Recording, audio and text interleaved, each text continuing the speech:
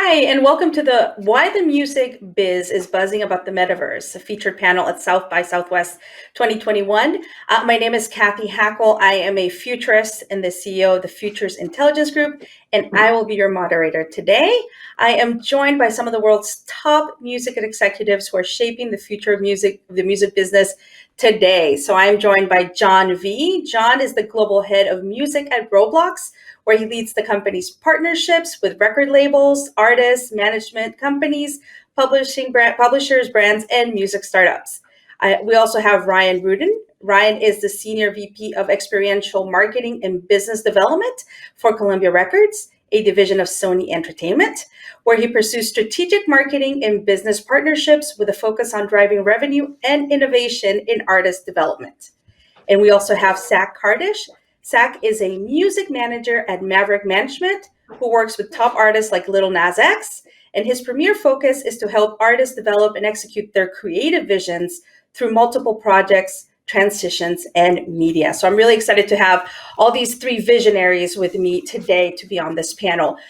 So before we start, I want to kind of share a quick little story on why I think this panel is important. So as a futurist, I spent a considerable amount of time thinking about the future and looking at trends and signals in what I call futures intelligence. And during this pandemic, just like many of you, I've been spending a lot of time at home with my kids. And my kids have really become, in some ways, a window into the future. And on November 14th of last year, they actually got to experience something amazing. They got to experience a concert in Roblox, their favorite gaming platform. And the artist was Lil Nas X, which was one of their favorite artists. And it was a really interesting glimpse into the metaverse and into what's to come. And that's why I think this panel is very important, not just for people in the music industry, but for any company or brand that needs to be future focused and look toward what's coming. So with that in mind, I want to go ahead and start our amazing panel and start talking about the actual concert. So John, let's start with you from the Roblox perspective. Can you walk attendees through what took place? Sure. Yeah. So great to be here with everyone. Excited for the panel. So the event, as you said, happened last year in November. The beginning of that process started more in the spring of last year. So as Roblox, at Roblox, we wanted to introduce more music to the platform, which we hadn't done before. And it was also obviously the year of the pandemic. So we wanted to do something fun that was pushing the Roblox platform to new levels and showcasing great new sort of features that we have for the design and features for kids to connect in fun ways. So we were looking for an artist that would make sense to put on a virtual concert. Nas was already very high ranking in internal surveys. I had a feel that I think he would really connect with the audience. So we reached out to our friends at Sony and kind of started a dialogue about maybe putting on this virtual concert, which we had never done before. So it was a very exciting year as we were kind of flying the plane and trying to bring it in for landing on November 14th, where a lot of people enjoyed the show. So yeah, involved management, involved the label, involved a third-party team that I got together outside the company, internal teams at Roblox. It was a real kind of takes a village to bring it together. But the exciting part in the end, I think I have kids similar age to your kids, and for my kids and many other kids, your kids around the world, this was not only just a virtual concert, but this was their first concert ever, which is kind of fun to think about. So yeah, so I'm sure we'll get into it. So we were excited that it was received the way it was received, and we look forward to doing more of these in the future. Yeah, and personally, my son was left speechless. And if you have kids, kids don't usually have a lot to say. And he was just so impressed with everything. So it was quite amazing to experience it. Ryan and Zach, I kind of want to go to you now and think about what sparked your interest. So when Roblox comes to you and approaches you and say, we want to put on a concert in the metaverse, this is our vision, this is what we want to do. What did you guys think? How did that go? So Ryan, let's start with you. I mean, there's just so much opportunity within the Roblox space. I think it always starts with the artist's creative vision. So I think we're always on the Columbia Records side thinking about how do we take an artist's creative vision and find new innovative platforms and opportunities to share that vision. And I think Zach will talk a little bit about this as well, of trying to do things first, because I think Nas always does a great job of that. But on the label side, we're always trying to find new and innovative ways to do things first for our artists, whether that's platform specific or a concert specific. But I think it always really is driven by the artist creative first. So when Roblox came to us, I think I was, I have a 7-year-old as well who plays, but I just was so amazed by the scale of their reach globally. So I think not only on the Columbia Records side, do we try to innovate, but we always are very thoughtful about how do we reach an audience globally. And I think very few platforms have achieved that better than Roblox. So it was a really exciting initial conversation when we wanted to marry audience size and audience development with really, really brilliant creative that Zach can talk about. Yeah, I think to piggyback off of Ryan was just saying, it's all about pushing the artist's vision and creative as forward thinking as possible. And getting to work with an artist like Lil Nas X allows you to really do that. When Roblox and Columbia came to management and to Nas, I think I was a little unfamiliar with the app, but the more that I talked to younger kids about it, they were like, of course, I play Roblox every day. And I started to really look at the social engagement and the activations that they're able to pull off online. And I think particularly, and especially that we're still in the middle of this pandemic, I think the big question was, we're sitting on some really great music. How do we allow Nas to be the first at something, get this music out in a way that's going to be impactful and really cut through the culture and cut through the noise with the thousands of songs that are released per week? And this was just a no-brainer, looking at the numbers, looking at the creative freedom he was going to have, and the team that Roblox had behind them to pull something like this off. This was something that, okay, this is how you release a song during a pandemic where you can't get out and promote it in the traditional ways that artists are used to. That's awesome. And John, so we heard from Ryan and Zach, Roblox provided the platform, the framework, the technology to make this all happen. So how did you work with Ryan and Zach to pull this off? So yeah, I think as anyone who's done new things in especially leveraging technology, which I've been stuck with through my career, there are plenty of opportunities for things not to work.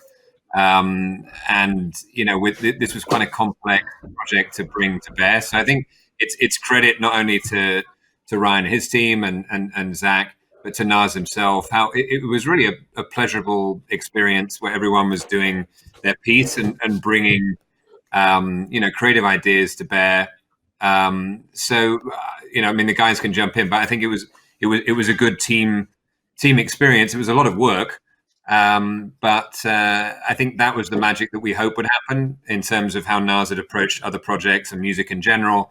He was a tastemaker. He wanted to do things first. He was kind of creative first and had this magical vision. So we hope that would all come to bear. But there were a bunch of things, I think, that when we started the project, we hadn't thought that we would do, that we ended up doing as we got closer, that it made it even more interesting and exciting, like collaborations with our influencers, which went really well. We engaged on TikTok, and that worked really well.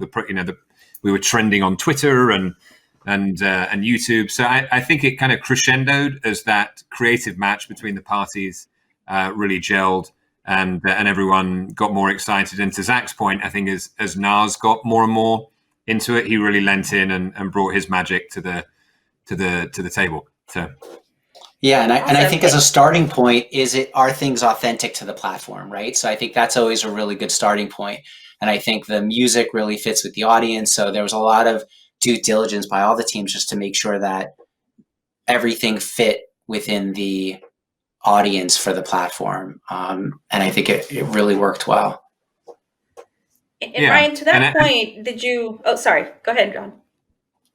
No, I was just going to say, I think just for the uninitiated, for people who don't have kids in the demo or haven't checked it out, I mean, Roblox is again described previously maybe as sort of this social gaming platform for kids. I think an updated description would be more this hyper social interactive entertainment platform for kids and teens. So the experiences, to Ryan's point, what the kids are doing on the platform already was hanging out in these very imaginative, beautiful, creative spaces, chatting with their friends, hanging out with their friends.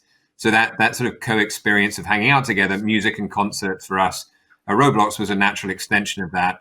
So we had a good sense that the kids would enjoy a concert type experience, and again, bringing people together around something exciting like a music concert felt authentic, to Ryan's point, for us as well. Awesome. And Zach, from NASA's perspective, how much creative input did he have in the concert? What was the process for him? Yeah, it was extremely collaborative from start to finish. I think from the minute that just a little bit of creative was shown to him, that opened up the door for him to really have a forward-thinking say on how he wanted this to look. And I think it was either John or Ryan that mentioned this before, but as he got more familiar with how this was going to look and how it was going to work, he really lent into it and got a lot more excited about it. And I remember he went to a studio at one point to do the motion capture, and that was the first time where he was able to really see a lot of different creative decks and mood boards that the Roblox team had been working on, that was kind of taking what he had mentioned during creative meetings and now bringing that to life, and showed him some of the animation and how it will work when he gets into the motion capture suit. And then he did it and was able to see that played back on the screen, and he really started to get it. And I think from there, his brain just probably exploded creatively, and everything that you see in this performance, from the buttons on his suit to the color of his hat to the merchandise that was rolled out to the animated buildings that are drawn, I mean, everything was him and his creative director Hodo Musa and the rest of the Roblox team working extremely collaborative to just make sure that this vision was elevated as much as possible. Yeah. Wow, and I think the notion, I started in the music business in the 90s and kind of have come back around, and I've always maintained that the music industry is the most, obviously I'm biased, but the most creative group of people that you'll ever meet. And I think with DSPs at the moment, you obviously have a bio and you have a photo if you're an artist, and you have a play button to play your music, but there's not too many opportunities to really express your creativity. So I think to Zach's point, having this metaverse palette where really it's only limited by your imagination, we can generally build or make what you dream about come true. So, and Nas has obviously this incredibly and Hodo creative mind and vision. So in Holiday, as that was released, you were literally running around the music video or running around sort of Nas's head and his imagination as a character and hanging out with your friends. And so that the opportunities we're excited about moving forward, we're just scratching the surface with, with the first show, but so much more to be done to harness that creativity and keep pushing the limits, which is, we think, great for fans and obviously great for artists as well, to have this new platform and palette to paint on. And I love the idea of music, because music comes out on a Friday and it can change the world on a Wednesday. Like a few days later, it reaches so many people. So the metaverse and these types of opportunities help scale a sharing of music, and people engage in it quicker than anything else, So it really, I think, math and music are really languages globally that when you find the right platform to share the right creative and the right songs, like, things really connect in a meaningful way. Awesome. And I think it'd be really good to show, we have a video behind the scenes of the concert. So if we could show that, that'd be great to kind of lead into the day of the concert. What's up, Roblox? Lil Nas X here. Shout out to everyone who's tuning in right now from around the world. Hello, hola, bonjour, konnichiwa, and ni hao. Hey, this is Lil Nas X, and we're on set of my Roblox concert rehearsals. Yeah, let's go.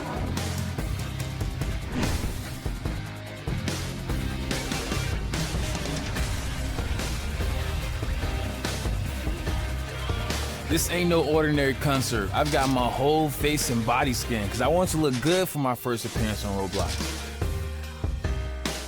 I feel like anybody who does motion capture, this is going to be their favorite part of it, you know, just putting on the suit.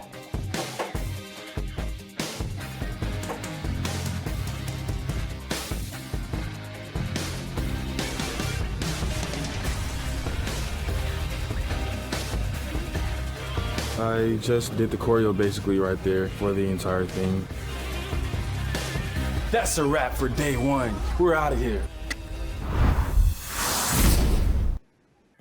All right, that was amazing. How exciting. So let's talk about the day of, when the concert actually happened. So John, for you at Roblox, how did it feel working at Roblox that day? Like, was there a mission control? What can you share with us? Yes, I mean, maybe first talking about the shoot day, and then we can talk about the launch day. So just doing a live production during COVID had some challenges. So that was all exciting, but we were, Lars had done his rehearsals and we shot it in Hollywood. So I think then just going back to how much Lars was leading in, he was such a professional, from start to finish, from all the camera flashing when we had to take the body and face scans, to his attitude on the day with you saw the head mount and everything. So it was really, I think that there was a bunch of people in the room from management and label and our team. So the shoot was semi euphoric, at least from our side. It was just super fun seeing it all come together, and he was so professional and seemed to be having fun as well, even though it was please move this way and do this again. He was like really rolling with it and bringing all his energy to it. And then jumping forward, we then had to go back and add in a lot of those creative elements to kind of create the show that was debuted on the 14th of November. So in terms of show day vibe, I used to be a TV producer, and we would do like live interactive TV shows. And there was a control room, so it kind of brought back memories of that. We had mission control on our side, where we were monitoring, the platform and all the users, and we got 1 million coming in and 2 million coming in. It was like watching it in real time. And I think just starting to see the socials light up, and just, hearing anecdotally the kids who are enjoying it and running around, and the screenshots that are being posted to Twitter. It was fun. I mean, it was definitely a little nerve-wracking for sure, right? Because it was the first time being done. But it was super fun. And then obviously afterwards, hearing stories like your great post on LinkedIn with your kids, and it was just great, because it was a difficult year, I think 2020 for a lot of people, and I think just knowing that we could bring some fun and excitement and connect people around this great artist and great event, I think just felt good for us, at least on the Roblox side. That's awesome. And I feel like it shouldn't be called mission control. It should be called mission to the metaverse.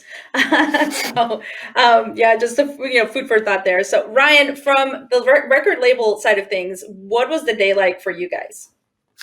Yeah, so we're really lucky at Columbia. We have a lot of really strong cross-functional teams. So when we have a big activation like this, it's how do we activate across all the teams? So there's going to be content that lives on Roblox, but we had a really aggressive TikTok strategy.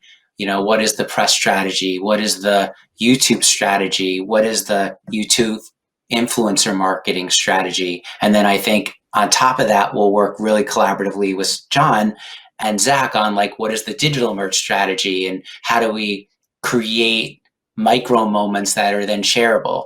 Because I think even whether you're in the metaverse or at a live show, we try to be really thoughtful about before the show, right before the show, and after the show. So there's a whole experience that a fan has, whether they're experiencing their first event live digitally or they're experiencing in real life. And what is that life cycle for the fan? And how do you put the fan first? And what are those kind of content touch points along that journey? So we really had quite a large number of people internally trying to take Nas's creative that Zach and the team helped cultivate and really have it reach across a variety of platforms, it culminating too in the live full show on his YouTube channel as well. Awesome, thank you. And Zach, we actually have 4 still images of the concert, and we'd love for you to kind of walk us through them. So if we can show the first picture, that'd be great. Yeah, sure. So this was the first song that he rolled out with for the performance. It was his creative for Old Town Road featuring Billy Ray Cyrus, and I remember having to get super creative with the team and with Nas about how to integrate Billy into this, because obviously he was a massive part of this moment. So you could see Billy Ray kind of electronically in the background, and Nas is in his pink Versace look that he wore on the red carpet at the Grammys. That's the creative that he wanted. That's the styling that he wanted to go for this performance, and it's kind of Western themes, just like the song.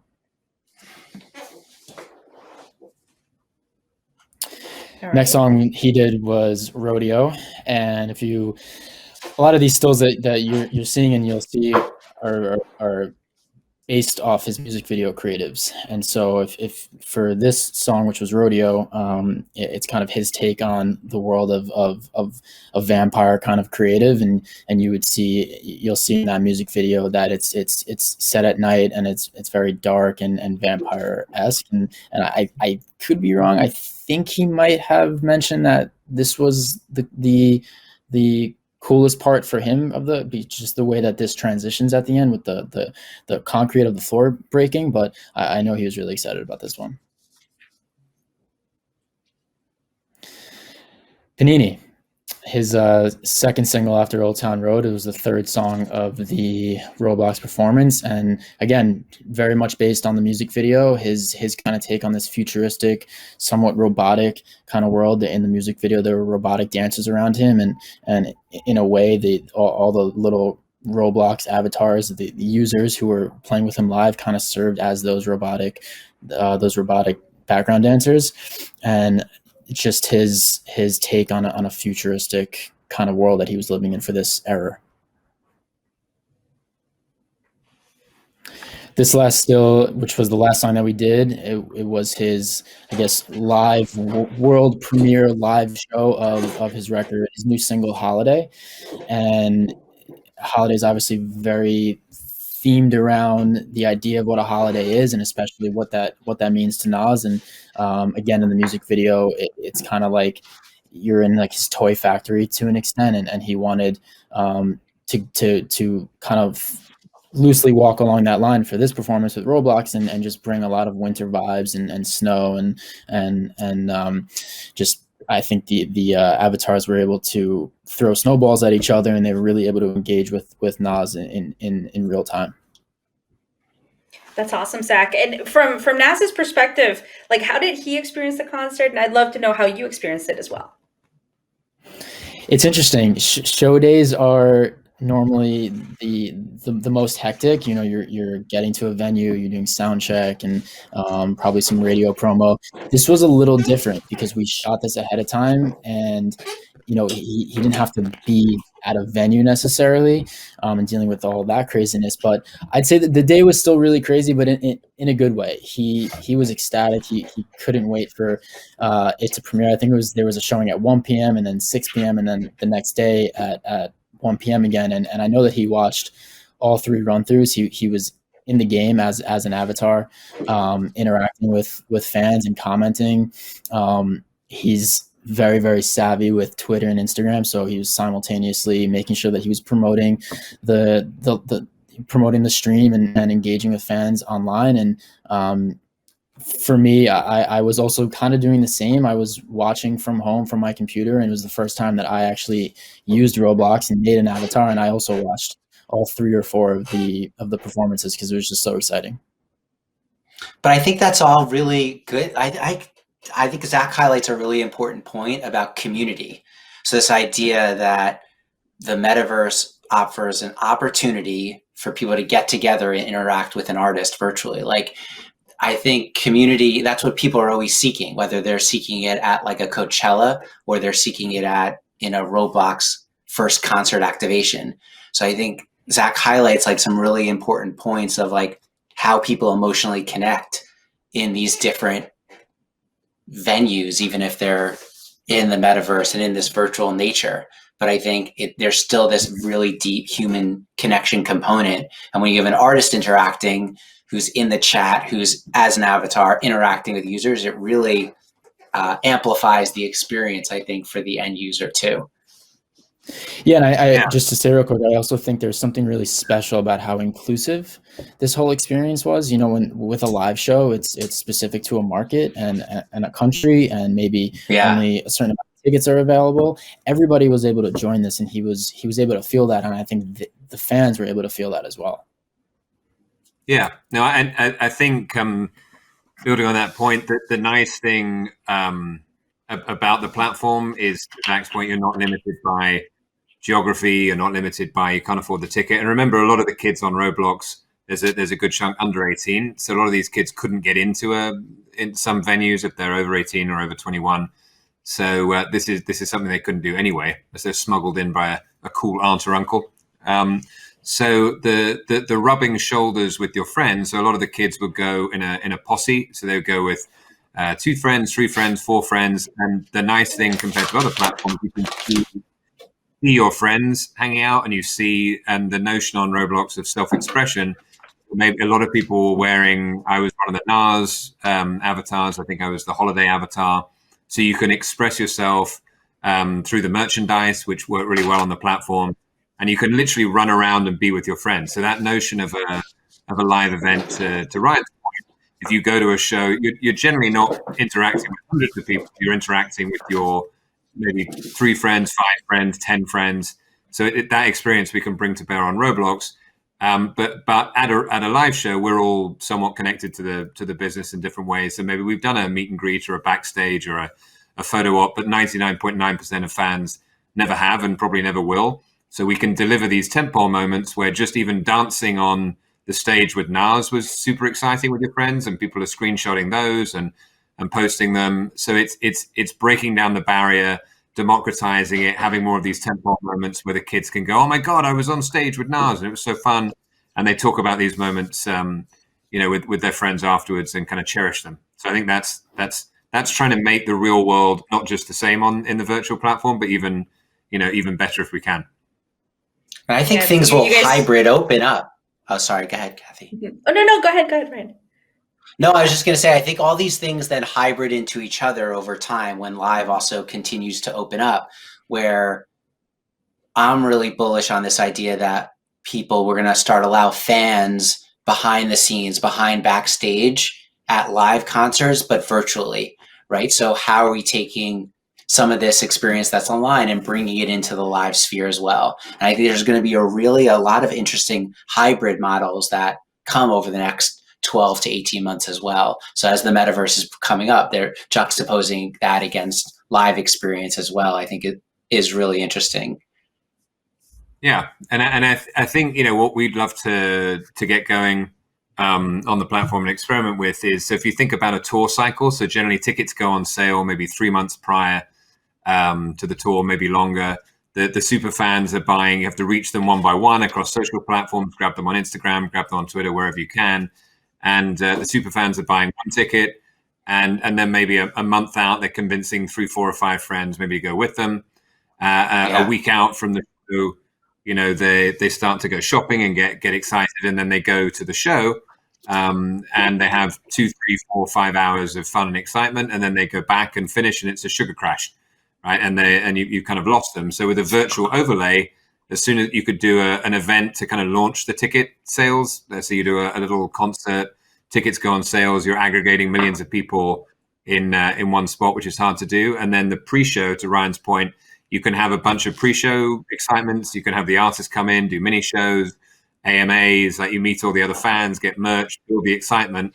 And then if you're at the real show, maybe you can unlock certain virtual items by being at the show, and then after the show, you unlock the virtual after party. So kind of the party continues online, and you keep, as an artist and a label and management, you keep that relationship with your fans throughout. And if it's a tour, as opposed to only caring about your one show in New York at Madison Square Garden, you then actually care about the next show, because maybe you're going into an ongoing Nas world, where you see the show in LA, and then you see the show in London, and you can kind of keep the community going through a year tour, an 18-month tour, which is pretty exciting. That's awesome. So, and John, to that point, I'd love to talk a little bit about the after effects, like what came after the concert happened. It was a great success, but what was the user feedback on Roblox? Did this have any impact on merch sales? And and I guess we'll talk to Zach about music sales as well, and Ryan. But what was the user feedback on Roblox? Yeah, I think we wanted to do it again as a showcase. As you saw, the experience was quite high fidelity. So this is all now technology that's available to our development community, which is the lifeblood of the platform. So we want it to be an inspiring moment and event for the community. So we're already seeing developers now interested in using that technology to create kind of richer experiences. There's definitely been an increase in creating more music experiences, both from our developer community and the music community, artist community, management community. And I think presenting Roblox as, again, not just a place for quote unquote games, but also a place for entertainment is definitely penetrated the community and the press we've had afterwards. That message of Roblox having a broader use case, is now presenting more opportunities to do more creative things. So everyone, I think, enjoyed it. It was a positive experience. Like your experience, people had that. This was the first time, my kids experienced a concert. Imagine the possibilities from the commercial side. The merch was really, really quite successful and continues to be. So from an economic perspective, from the audience, to Ryan's point that we were able to engage with the Nas, from our developer community, from the fans of Roblox, and from the broader music industry, it was all a positive, I think, from our side. Awesome. Zach, do you want to maybe address, you were launching a new song in the metaverse. Like, what were the after effects of that? Yeah, it's really interesting because when, generally music comes out on Fridays and you sort of have a few different benchmarks in the short term. It's that first day, it's that Friday, and you're kind of looking to see how quickly the number is jumping by 100,000 or 200,000, or by millions of streams per hour. I think the next one is usually around Tuesday when the end of the weekend into Monday numbers come in, and then obviously at the Thursday night, Friday morning, when you have like those first week numbers to really kind of see where do you go from there based on the success of the record. This one was really interesting because it's not often where you have such a massive impact on a Saturday or on the middle of the weekend. And that was really cool for us to see because the song did incredibly well out of the gate on that Friday. But once the performance impacted on Saturday, I think by Sunday and Monday, we were just off to the races, and it put the song on a track to become the hit that it is. And it's gold now, and it's on its way to being a platinum single. And there was such fuel to the fire added. And I think there's a lot of intangible things that you can't necessarily get specifically out of data. But when you look at Nas's brand and you see how impactful he is with young kids and how friendly his brand is, he has a very, very artist-friendly brand, kid-friendly brand, sorry.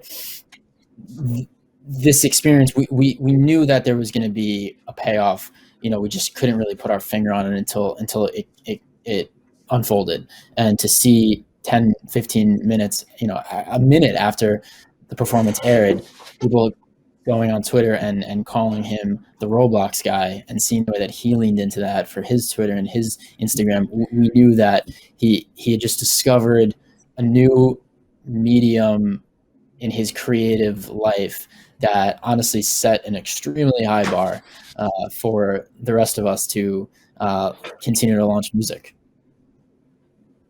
Yeah. Ryan, do you want to share anything, or John? No, I defer to Ryan. We'd love to hear from him. No, I think people like Nas X and superstar artists on the label have a pretty big marketing mix when they're launching a record. So they've got their video, other pretty large scale activations, but it's just undeniable when you've got 30 million kids globally tuning in to hear something and hear a premiere first. You can really understand that it's exposing the record in a really new and innovative way. So they really supported it. But I think, again, like it has to come back to the creative being right, the video content being right, all of those things, the audience being right, all of those pieces have to fit first. And then Roblox has this audience and this community that can help, certainly amplify a song. Yeah. I think to Zach's point, it puts a lot of pressure as we're thinking about future shows, because it all came together nicely. We've now got to, in theory, keep the same level or increase as we go ahead. But I think another point to mention, which Brian was touching on, is this is a new medium for artists to have in their creative toolbox. So when we did the kind of 101 intro for Nas to Roblox, we kind of got him dressed up. We put some Robux in his account and kind of showed him around and how to navigate the platform. And he was so good anyway. We knew he was a digital native and came up through kind of the meme generation, and we knew it would probably be familiar. But once he took to it, he's now got hundreds of thousands of followers on the platform. So I think it's exciting. We all remember like the earlier days of Twitter when first celebrities are reaching I've got 1 million followers on Twitter or whatever. As we're a new platform for engagement, you'll see, I think, more artists this year like Nas, following Nas as the first, coming onto the platform, learning about how the platform works, learning about how to engage authentically with their fans, current fans and new fans on the platform. So I think it's really just the beginning of this whole new way to engage with fans in a more visual and hopefully entertaining and exciting way. Yeah, that's great. And I think it's worth definitely talking a little bit about how the pandemic impacted the music industry. What was 2020 like for the artists? And thinking a little bit post-pandemic, are virtual concerts here to stay? So anyone that wants to answer that. I think they're certainly here to stay. I think live, you can't hold people back from live. And I think there's a lot of pent up demand for people to get together once everything is organized. And I think there's incredibly smart executives that work in the live sector. But I think there's no way that virtual concerts don't do anything but grow. But I think the bar will be continually elevated. I think everybody's competing for attention at a pretty high level. So I think it's really up to us collaboratively to find really strong creative that adds value to, subcultures and online communities to really grow. But I really envision long-term like this hybrid model. But I think online concerts and live streams in the metaverse it's going to scale so much. I think what we did in a year would have taken 5 or 7 years. So, with everybody being home, everything, a lot of the technology is being collapsed in a way. And I don't think anybody appreciates how many changes we've made to our lives that will then stick with us over time, over the next few years, right? Like, I think and not all of them negative. I think just how we purchase, how we interact with content, all of those things they're not going to go away when we can open up a little more. They're going to really be ingrained in our culture and our lives in a good way, in a meaningful way. So I think concerts like this will continue to thrive, but I think the creative is going to have to continue to be elevated at each kind of benchmark as we go. Yeah, I was going to say earlier that, I think as we move forward in this new medium, the word that comes to mind for me is accessibility. And I don't think people are going to stop going to see live shows. I don't think there will ever be anything that can replace the feeling of that or the desire for that. But like Ryan said, I do think as this technology starts to scale and it becomes more accessible for millions of kids, to John's point before, who are maybe not over 18 or over 21, who can't go to see a show, as this becomes more accessible and can get this into the homes of people, there's technology now that, they're putting a hologram in a filter on a social media platform and putting that filter in your room, and you can have a conversation with that person. And so why wouldn't artists be moving towards that and integrating their music into that? And as this scales, I think there will be a lot of exciting ways, especially for Roblox, to take advantage of technology like this. And like Ryan said, the bar is definitely set really high. But if it's a creative like what Nas was able to do with Roblox, there will always be demand. Yeah, no, I agree with all of that, and I think the exciting thing is for the kids and for music fans is hopefully like that again. DSPs are fantastic, but to really connect fans with music in a visceral way, and to increase discovery opportunities of music, now and even travel, right? So if I love Wembley Stadium and I'm in America, maybe I'm never going to get to go and see a show at Wembley Stadium, but I could travel there on Roblox and there could be the virtual Wembley Stadium and I could see shows or a little jazz club in Japan. So I think right now we're in kind of 1950s television programming, right, where there's one and then there's another and everyone's gathering around the TV set, or in this case the computer screens and phones. But we definitely see, hopefully in the next 18 months, 2 years, as soon as we can get it going, it becomes more of the Netflix era of all these music experiences on the metaverse, where every day you can come in and travel the world from a small independent venue that maybe sits in the real world, another venue that doesn't exist in the real world. You can be hanging out one-on-one, chatting to your favorite artist.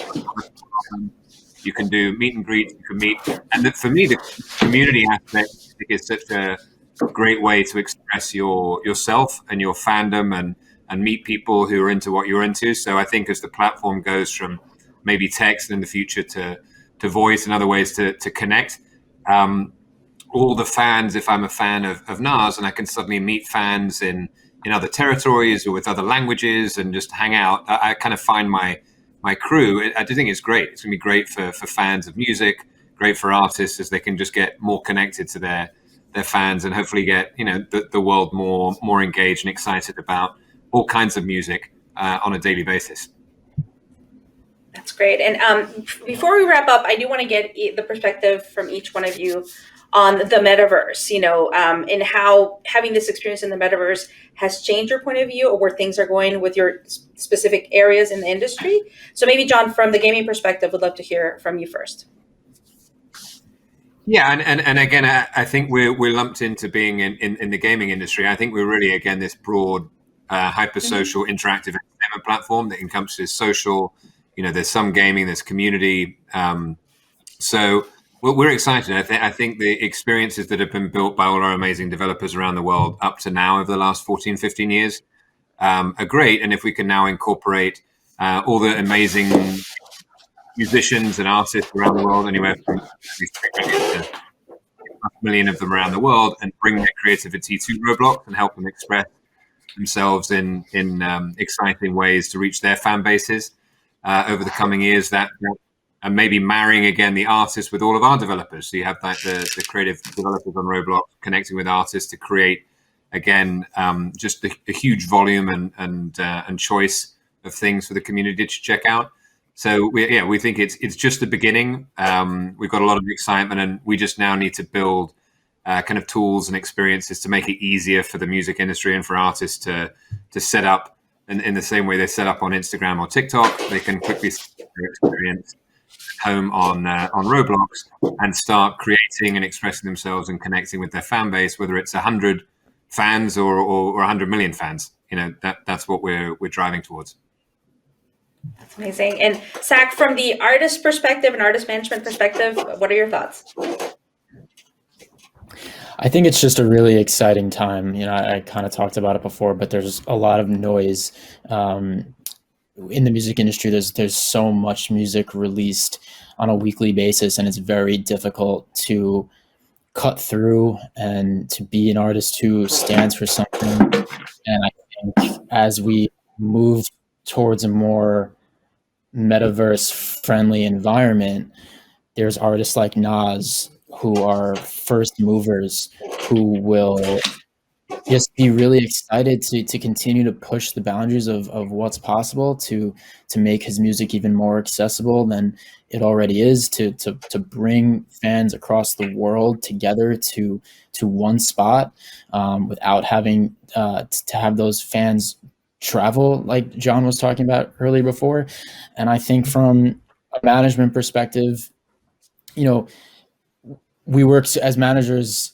We work so closely with Ryan and his team, and Ryan talked earlier before about the cross-functioning dozens of teams that exist at Columbia, and it's incredibly rewarding to be able to tap into that on a daily basis. And I think it kind of, I wouldn't call it a pressure, but it definitely, like we talked about earlier, raises the bar a bit in opportunities that we're going to bring our artists and help them, it's their job to make the music. The more creatively involved they want to be, that's on them. And Nas is someone who wants to be creatively involved from start to finish, music across his marketing, everything that he does. And it's probably oversimplifying it, but it's just an exciting time for artists of that level who will take advantage in the best ways. That's great, and a lot of work for you, definitely. Ryan, from the record label perspective, like, what are your thoughts, and what's coming down the line for you guys? Yeah, I mean, I think Zach said it really well, but I think what I'm so excited to see what's coming up in the metaverse, and I think we on the label side always start with the music and always put the artist first.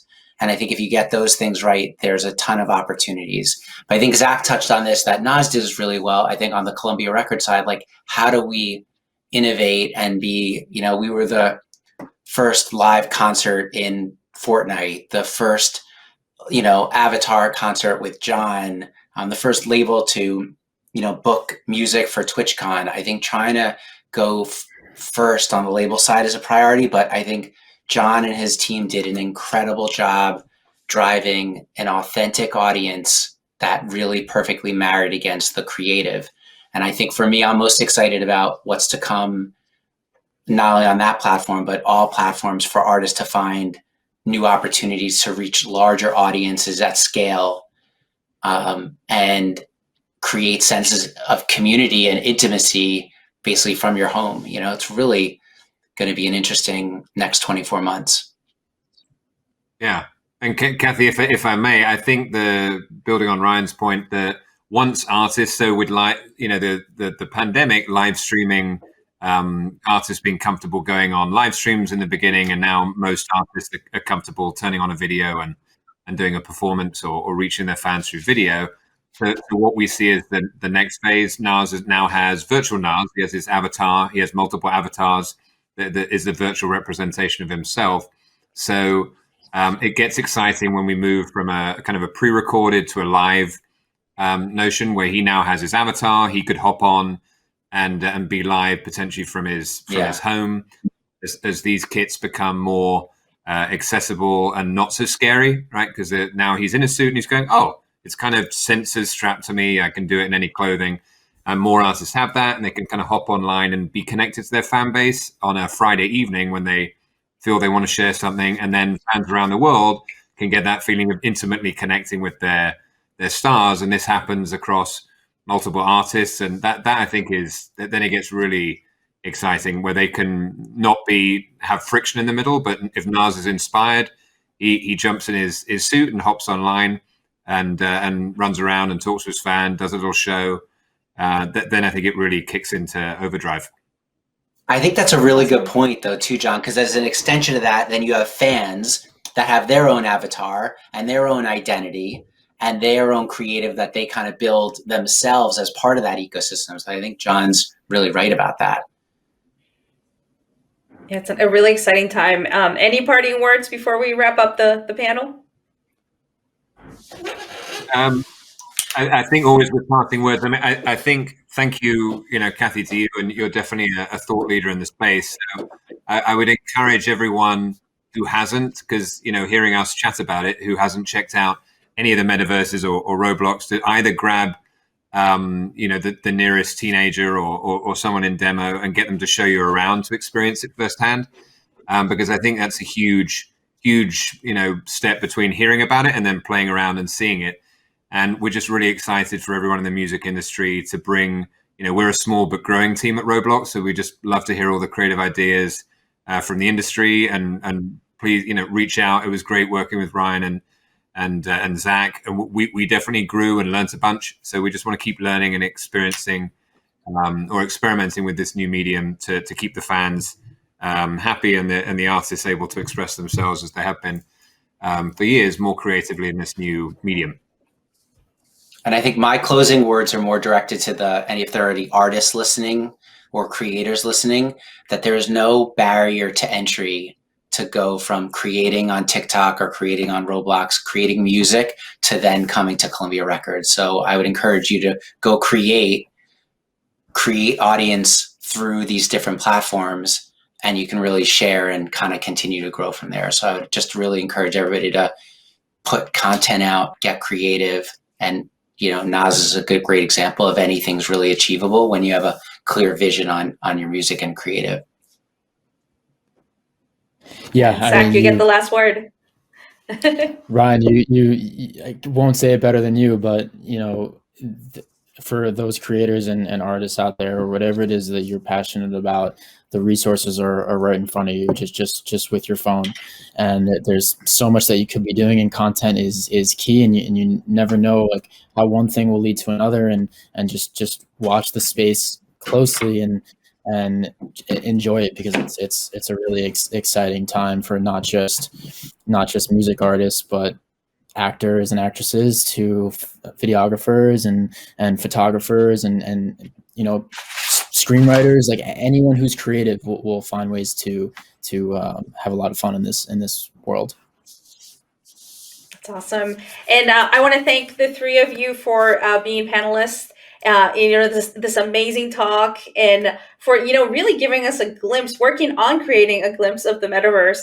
It has been truly fantastic. I also want to thank everyone that's tuned in to see this session. And I think we will see all of you in the metaverse. Cool. Thank you, Kathy. Thanks, Kathy. Thanks, everyone. Yeah.